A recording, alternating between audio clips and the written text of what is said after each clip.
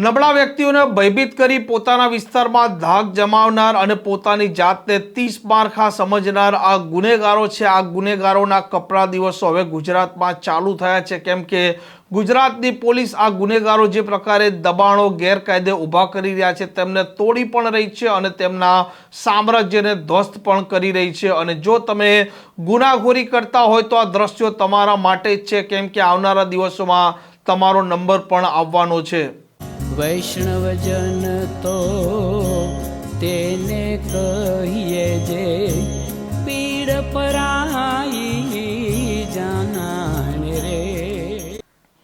નમસ્કાર, આપ જોઈ રહ્યા છો નવજીવન ન્યૂઝ અને હું છું આપની સાથે તોફિક ગાંચી. કોઈ પણ ગુનેગાર છે તે પોતાની જાતને 30 મારખા સમજતો હોય છે અને તે જ વિસ્તારમાં રહેતા નબળા જે વ્યક્તિ હોય છે તેમને ડરાવતા ધમકાવતા હોય છે, ભયભીત કરતા હોય છે, પોતાની એક ગેંગ રચતા હોય છે અને પોતાના મળતિયા મારફતે ગમે તેને માર મરાવતા હોય છે અને દાદાગીરી કરતા હોય છે. પરંતુ હવે આવા ગુનેગારોની ગુજરાતમાં ખેર નથી, કેમ કે ગુજરાતની પોલીસ હવે આવા ગુનેગારો છે, આવા ગુનેગારોને ઝેર કરવા માટે તે કામે લાગી છે. અને જે પ્રકારે આવા ગુનેગારો ગેરકાયદે દબાણ ઊભા કરતા હોય છે, તેમનું સામ્રાજ્ય ઊભું કરતા હોય છે, તેમની ટોળકી બનાવી તે બેઠકો કરતા હોય છે, તેને હવે ધ્વસ્ત કરવા માટે આ ગુજરાતની પોલીસ કામે લાગી છે. અને કચ્છમાં પણ જે પ્રકારે આ ગુનેગારો બેફામ બન્યા હતા, તેમણે કરોડો રૂપિયાની જે સરકારી જમીન હતી તેના પર તેમનું ગેરકાયદે સામ્રાજ્ય ઊભું કર્યું હતું, તેને ધ્વસ્ત કરવાની શરૂઆત થઈ ચૂકી છે. અને એક પછી એક આ ગુનેગારો છે તેમના સામ્રાજ્ય આ પોલીસ ધ્વસ્ત કરી રહી છે. અને જે ગુનેગારોને ફાંકો હોય, ખોટો વેમ હોય કે તેમનું સામ્રાજ્ય તે ઊભું રહેશે, પોલીસ હોય કે સ્થાનિક લોકો તેમનું કંઈ બગાડી નહીં શકે, તો તેમણે આ દ્રશ્યો અચૂક એટલા માટે જોવાના છે કે આવનારા દિવસોમાં તેમનો નંબર ચોક્કસપણે લાગવાનો છે, કેમ કે ગાંધીનગરથી સ્પષ્ટ આદેશ છે ગુનેગારોને ઝેર કરવાનો. અને કચ્છમાં પણ જે પ્રકારે ગુનેગારોના સામ્રાજ્યને ધ્વસ્ત કરવામાં આવ્યું તે મામલે આ પોલીસવાળાનું નિવેદન પણ સામે આવ્યું છે.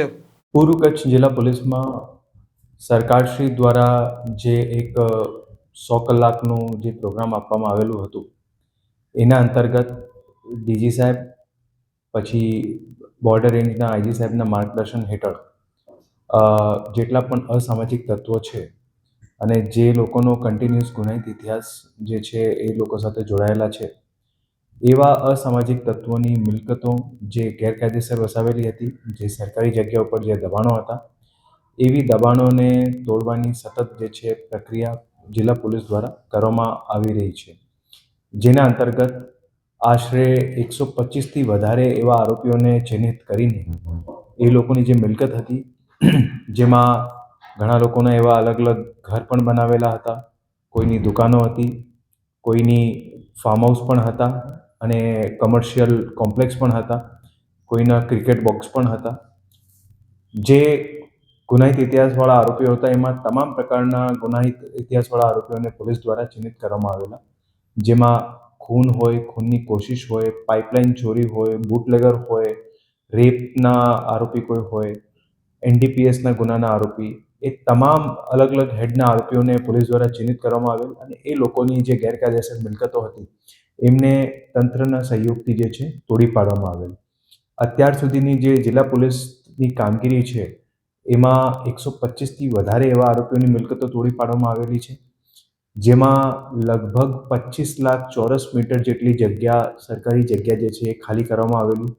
અને એમને અગર આપણે અંદાજે ગણીએ તો 500 એકર જેટલી જગ્યા છે અને જેની માર્કેટ કિંમત જે છે એ 400 કરોડથી પણ વધારે જેટલી છે. એ તમામ જગ્યાઓને પણ ખાલી કરવામાં આવેલી. અને અત્યારે પોલીસ દ્વારા જે જિલ્લા પોલીસ દ્વારા જે મુહિમ ચાલી રહી છે કે જે સરકારી જગ્યાઓ પર જે દબાણો દૂર કરવામાં આવેલા છે, જે આરોપીઓ દ્વારા વસાવેલા હતા, એમાં જ્યાં જ્યાં પોલીસની જરૂરિયાત છે એ પ્રમાણે ત્યાં પોલીસ ચોકીનું પણ નિર્માણ ચાલુ થયું છે. જેના અંતર્ગત અમારે અંજાર પોલીસ સ્ટેશન વિસ્તારમાં જે એક ગેરકાયદેસર ફાર્મ હાઉસ એક આરોપી દ્વારા બનાવવામાં આવેલ હતું, ત્યાં પોલીસ ચોકીનું નિર્માણ થઈ ગયું છે અને આવનારા સમયમાં એમને પણ જે છે ખોલી મૂકવામાં આવશે. આ જે પ્રયાસ છે અને આ જે ડ્રાઈવ છે સતત પોલીસ દ્વારા ચાલુ રાખવામાં આવેલું છે અને ભવિષ્યમાં પણ જે આરોપીઓની ગેરકાયદેસર મિલકતો વસાવેલી છે અને જે ગુનાહિત ઇતિહાસ સાથે જોડાયેલા છે એ લોકોની મિલકતો પણ જે છે તંત્રના સહયોગથી એમને દૂર કરવામાં આવશે. આમ પોલીસવાળા સાગર બાગમારે જે પ્રકારે આ કચ્છમાં ગુનેગારોના સામ્રાજ્યને ધ્વસ્ત કર્યું તે મામલે પ્રતિક્રિયા આપી છે અને ગુજરાતમાં પણ અલગ અલગ જિલ્લાની વાત કરો કે મોટા શહેરોની વાત કરો, જે પ્રકારે આ ગુનેગારો દાદાગીરી કરતા હોય છે, ગેરકાયદે ધંધા કરતા હોય છે, લોકોને ભયભીત કરતા હોય છે અને ગુના આચરી તેમના સામ્રાજ્ય ઊભું કરતા હોય છે, તેઓના આ સામ્રાજ્ય પોલીસો ધ્વસ્ત કરી રહી છે અને તેઓના વિરુદ્ધમાં પણ કડક કાર્યવાહી કરી તેમને જેલ ભેગી કરવાની પણ સૂચના ગાંધીનગરથી ઘણા સમય પહેલા અપાઈ ચૂકી છે અને આ મામલે પણ પોલીસ કાર્યરત છે. આ પ્રકારની ક્રાઇમ સ્ટોરી માટે નવજીવન ન્યૂઝ ડીઆર ચેનલ સાથે જોડાયેલા રહો. નમસ્કાર.